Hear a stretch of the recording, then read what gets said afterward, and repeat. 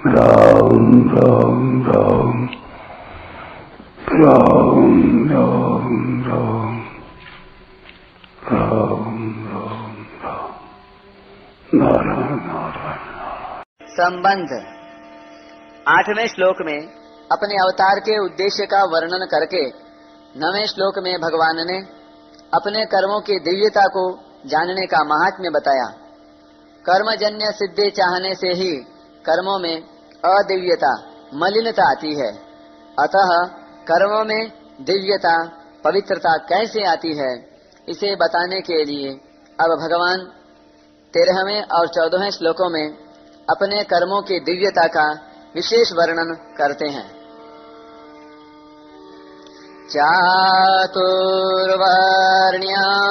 मया सृष्टं गुणकर्म विभागशः तस्य कर्तारमपि मां वेद्य कर्तारमव्ययम् न मां कर्माणि लिम्पन्ति न मे कर्म फले स्पृहा इति मां योऽभिजानाति कर्मभिर्न स बाध्यते।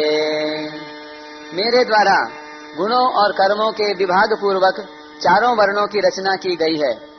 उस सृष्टि रचना आदि का कर्ता होने पर भी मुझ अव्यय परमेश्वर को तू अकर्ता जान।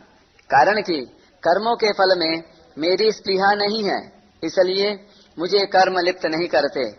इस प्रकार जो मुझे तत्व से जान लेता है वह भी कर्मों से नहीं बंधता। व्याख्या।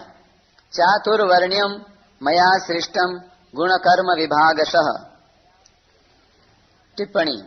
चत्वारो वर्णाश्चातुर्वर्ण्यम। यहाँ पर चतुर्वर्णादि नाम स्वार्थे उपसंख्यानम, इस वार्तिक से स्वार्थ में शय प्रत्यय किया गया है। पूर्व जन्मों में किए गए कर्मों के अनुसार सत्व, रज और तम, इन तीनों गुणों में न्यूनाधिकता रहती है। सृष्टि रचना के समय उन गुणों और कर्मों के अनुसार भगवान ब्राह्मण, क्षत्रिय, वैश्य और शूद्र इन चारों वर्णों की रचना करते हैं। इस पर एक टिप्पणी है। सत्वगुण की प्रधानता से ब्राह्मण की, रजोगुण की प्रधानता तथा सत्वगुण की गौणता से क्षत्रिय की, रजोगुण की प्रधानता तथा तमोगुण की गौणता से वैश्य की और तमोगुण की प्रधानता से शूद्र की रचना की गई है। मनुष्य के सिवाय देव, पितर, तेर्यक आदि दूसरी योनियों की रचना भी भगवान गुणों और कर्मों के अनुसार ही करते हैं। इसमें भगवान की किंचिन मात्र भी विषमता नहीं है। चातुर्वर्ण्यम पद प्राणी मात्र का उपलक्षण है। इसका तात्पर्य है कि मनुष्य ही चार प्रकार के नहीं होते, अपितु पशु, पक्षी, वृक्ष आदि भी चार प्रकार के होते हैं।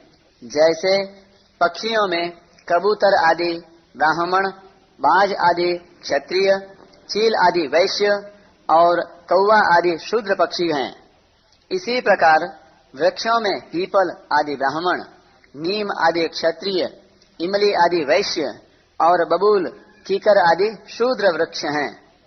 परंतु यहाँ चातुर्वर्ण्यम पद से मनुष्यों को ही लेना चाहिए, क्योंकि वर्ण विभाग को मनुष्य ही समझ सकते हैं और उसके अनुसार कर्म कर सकते हैं। कर्म करने का अधिकार मनुष्य को ही है। चारों वर्णों की रचना मैंने ही की है। इससे भगवान का यह भाव भी है कि एक तो ये मेरे ही अंश हैं और दूसरे मैं प्राणी मात्र का सुहृद हूँ, इसलिए मैं सदा उनके हित को ही देखता हूँ। इसके विपरीत ये न तो देवता के अंश हैं और न देवता सबके सुहृद ही हैं। इसलिए मनुष्य को चाहिए कि वह अपने वर्ण के अनुसार समस्त कर्तव्य कर्मों से मेरा ही पूजन करे। तस्य कर्तारमपि माम विद्य कर्तारमव्ययम्। यहाँ अकर्तारम पद कर्म करते हुए भी कर्तृत्वाभिमान का अभाव बताने के लिए आया है। सृष्टि की रचना, पालन, संहार आदि संपूर्ण कर्मों को करते हुए भी भगवान उन कर्मों से सर्वथा अतीत निर्लिप्त ही रहते हैं। सृष्टि रचना में भगवान ही उपादान कारण हैं और वे ही निमित्त कारण हैं। मिट्टी से बने पात्र में मिट्टी उपादान कारण है और कुम्हार निमित्त कारण है। मिट्टी से पात्र बनने में मिट्टी व्यय हो जाती है, खर्च हो जाती है और उसे बनाने में कुम्हार की शक्ति भी खर्च होती है, परंतु सृष्टि रचना में भगवान का कुछ भी व्यय नहीं होता। वे ज्यों के त्यों ही रहते हैं, इसलिए उन्हें अव्ययम कहा गया है। जीव भी भगवान का अंश होने से अव्यय ही है।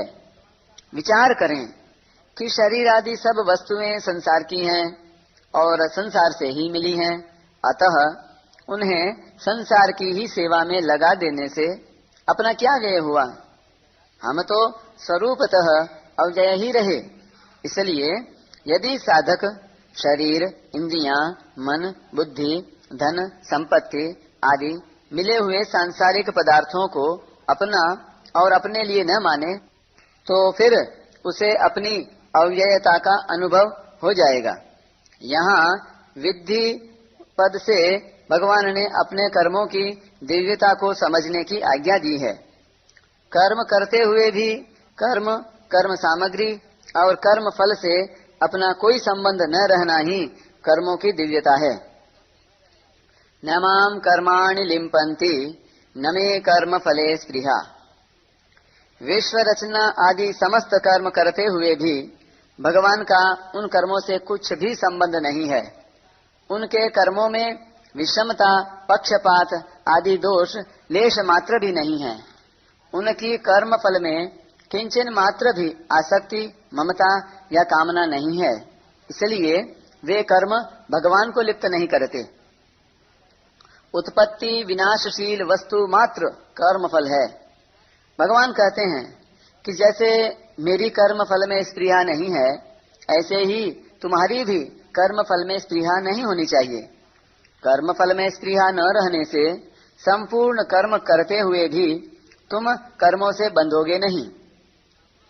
पीछे के 13वें श्लोक में भगवान ने बताया कि सृष्टि रचना आदि समस्त कर्मों का कर्ता होते हुए भी मैं अकर्ता हूँ, अर्थात मुझ में कर्तृत्वाभिमान नहीं है।